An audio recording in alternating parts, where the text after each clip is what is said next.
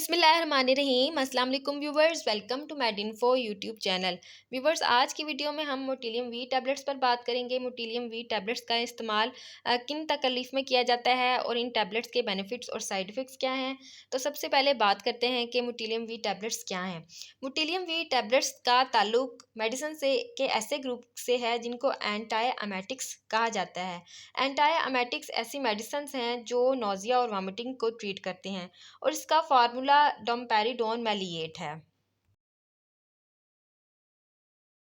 Motilium we tablets के अगर use की बात की जाए तो मोटिलियम वी एक ऐसी दवा है जो आमतौर पर मैदे की मुख्तलिफ बीमारियों को दूर करती है, जैसे कि उल्टी, मतली, उबारा और पेट भरा हुआ महसूस होना।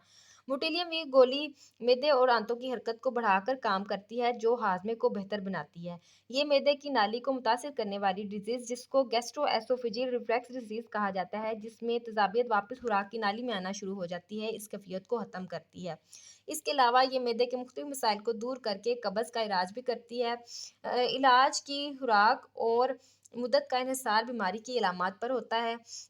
मोटिलियम टैबलेट का इस्तेमाल खाना खाने से पहले किया जाता है। गोली को 1 गिलास पानी के साथ इस्तेमाल किया जाता है ताकि ये खून में आसानी से जज़ब हो सके।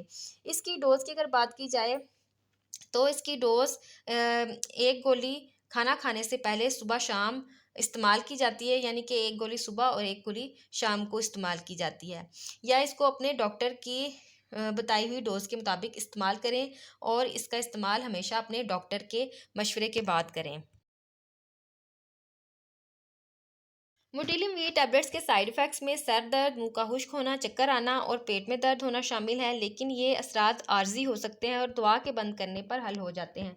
अगर दवा के इस्तेमाल के दौरान शदीद रद्द-ए-अमल हो, जैसे कि दिल की धड़कन का तेज़ होना, दौरे की अलामत और एलर्जी, कोई भी किसी किस्म की एलर्जी होना, तो इन अलामत की सूरत में अपने डॉक्टर से राब्ता करें।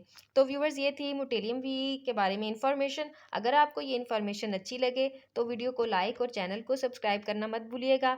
मिलते हैं एक नई वीडियो के साथ, तब तक के लिए अपना बहुत ख्याल रखिएगा। अल्लाह हाफ़िज़।